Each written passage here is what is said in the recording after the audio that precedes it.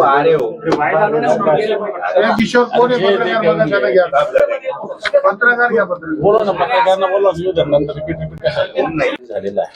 म्हणजे जे आपल्या संकल्प पत्रात किंवा पंतप्रधान बोलले, खरं तर ते मागच्या वर्षीचं 6,000 होतं.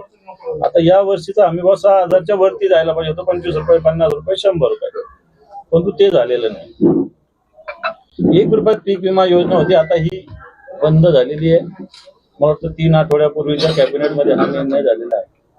आणि सगळ्यात महत्वाचं, आता पीक विमा हा दुष्काळ, ओला येईल, सुका येईल, पाऊस येईल, अतिवृष्टी येईल, असा कोणताही विमा मिळणार नाही. फक्त पीक कापणी प्रयोगावर विमा मिळणार आहे. म्हणजे कोणती नैसर्गिक आपत्ती आलं तर शेतकऱ्यांना विमा, चला ठीक आहे, कमी जास्त आधी भेटत होता, आता तो नवीन याच्यानुसार बंद झालेला आहे. मी पाणंद रस्त्याचा मुद्दा मांडत होतो. 25,000 गावामध्ये पाणंद रस्ते करू, अशा प्रकारचं भारतीय जनता पार्टीच्या या संकल्प पत्रात म्हटलेलं आहे. हा तर झालं समजा 1.25 लाख धरून चला, पण आत्ताच्या वेळेला 6 महिने झालेले आहे. याचे पैसे शेतकऱ्यांनी भरलेले आहे सौर ऊर्जेचे. याचं अजूनही 6 महिने 34,000 25,000 तुम्हाला ते माहिती कोणत्या किती याची मोटर त्याला ते भरावं लागतं 7.5. पण अजून हे सौर ऊर्जेवरचे पंप काही मिळत नाही. आणि आपण जे म्हटलं होतं ऊर्जादाता, अन्नदाता म्हणेल ऊर्जादाता, लोड शेडिंग मुळे, चला पाऊस आता झालेला आहे, पाऊस चांगला वाईट हा चर्चेचा वेगळा मुद्दा आहे, परंतु हा अन्नदाता काय ऊर्जादाता बनवू शकत नाही. लोड शेडिंग मोठ्या प्रमाणात सगळीकडे चालू आहे. त्याच्यानंतर लाडक्या बहिणीचे 21 रुपये आपण म्हटलं, उलट 9-9.5 लाख बहिणींचे पैसे आपण कमी केले.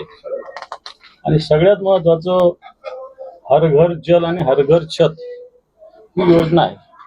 ही खरं तर पंतप्रधानाची मोठी महत्वाकांक्षी योजना आहे. पण हर घर जल मध्ये जर तुम्ही विचार केला तर महाराष्ट्रातल्या संभाजीनगर मधल्या जवळपास 945 योजना आहे जलजीवन मिशनच्या, या निधीअभावी बंद आहे.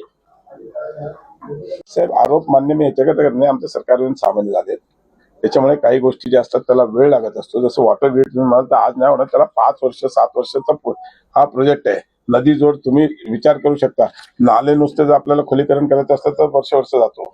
नदी जोडला वेळ लागतो. या प्रोजेक्टला नक्कीच वेळ लागेल. अनेक बाकीच्या पण योजना त्यांनी सांगितल्या, नक्कीच त्याच्यामध्ये लक्ष घालून मी, जसं माझ्या डिपार्टमेंटचं होतं, मी सोलार एनर्जी, मी तुम्हाला उत्तर दिलं की ऑलरेडी दिलं. वॉटर ग्रीड आम्ही इव्हन पॉवर या सोलार ह्याच्यामध्ये काय म्हणतात मला एकदम सोलार ग्रीडसाठी, त्यासाठी पण आम्ही आज जो म्हणजे आम्ही 300 मेगावॅट म्हणजे आम्ही ऑलरेडी इन्स्टॉल केलेत या 6 महिन्यात. आणि आमचं पुढचं टार्गेट आहे की 1500 मेगावॅट आम्हाला पुढच्या 6 महिन्यात करायचं. त्यांच्या या आंदोलनाचा असा एक अर्थ निघतो की राज्य सरकारनं जे काही मधल्या टर्ममध्ये काहीच कामं केली नाहीत असाही अर्थ होऊ शकतो. कारण असं आहे, तुम्ही आज समृद्धीचा 3रा टप्प्याचं उद्घाटन झालं, कोस्टल रोडचे अनेक रस्ते प्रोजेक्ट झाले, अटल रस्ता झाला, आज पनवेल टू सॅन रस्त्याचं हे झालं. असे अनेक प्रोजेक्ट चालू आहेत. ज्याचं तुम्ही जर काय झालंय जी झालेत त्याचं पण काहीतरी, आज विमानतळ डिसेंबरमध्ये सुरू होते. नाही, तुम्ही विचारलेल्या प्रश्नाचं तुम्हाला उत्तर देतो. त्यांनी तो प्रश्न विचारला नाही, मी काहीच नाही केलं, तुम्ही सांगतो ना काय केलंय ते. आमचं सरकार हे काम करते आणि नक्कीच यापुढेही काम करत राहू. आज छत्रपती संभाजीनगरमध्येच जे एकही प्रोजेक्ट आला नव्हता, आज 52,000 कोटीचे उद्योग या शहरामध्ये आणून जवळजवळ 50,000 युवकांना रोजगार उपलब्ध करून देण्याचा प्रयत्न आमच्या सरकारने केला. आणि नक्कीच अजूनही 1 लाख कोटीचा एक प्रोजेक्ट लवकरच आम्ही त्याचा MOU साईन करतोय. चलो, थँक्यू.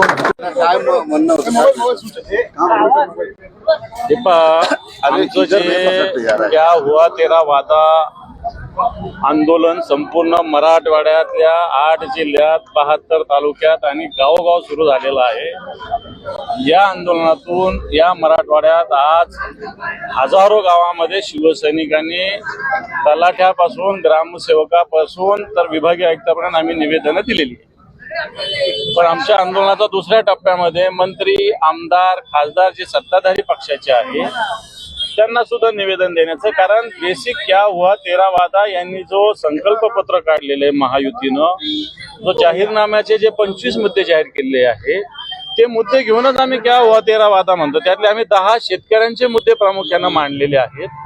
मग त्यात कर्जमुक्तीचा असेल, शेतकऱ्यांना शेतकरी सन्मान योजनेचे 15,000 रुपये करण्याचा असेल, पीक विम्याचा असेल, ऊर्जेचा असेल म्हणजे सौर ऊर्जा असेल किंवा जी आपली रुटीन ऊर्जा आहे ती ऊर्जा असेल, त्याच्यानंतर या मराठवाडा वॉटर ग्रीडचा विषय असेल, हे सगळे मुद्दे आम्ही या आंदोलनाच्या माध्यमातून मांडलेले आहेत। सगळ्या गावोगाव एकच आमचं एक कलमी निवेदन आहे, असं इकडं वेगळं, नांदेडला वेगळं, लातूरला वेगळं, संभाजीनगरला वेगळं नाही, प्रत्येक गावात एक निवेदन आम्ही दिलेलं आहे। आणि आज इथं अतुलजी सावे, खरं तर हे आंदोलन उद्या होतं पण अतुलजी सावे 2 दिवस इथं नाही, या शहरातले ते मंत्री आहेत म्हणून त्यांनी मला सांगितलं की मी 2 दिवस इथं नाही, तुम्ही आज आले तर मी तुमचं नक्की तुम्हाला भेटेल। तर आम्ही सगळे शिवसैनिक आज त्यांना भेटलो। खरं तर उद्या परवा आमचं आंदोलन होतं पण तो ठीक आहे, आज आम्ही 1 दिवस आधी हे आंदोलन केलेलं आहे। अतुलजी सावे यांची आम्ही भेट घेतली।